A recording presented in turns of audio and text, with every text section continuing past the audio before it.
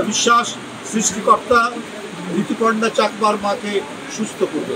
এই পরিবারের পাশে তারেক রহমান সাহেব থাকবে। গোল্ডেন গার্ল খ্যাত সাফজয়ী নারী ফুটবলার ঋতুপর্ণা চাকমার ক্যান্সার আক্রান্ত মা ভুজপতি চাকমার পাশে দাঁড়িয়েছেন বিএনপির ভারপ্রাপ্ত চেয়ারম্যান তারেক রহমান।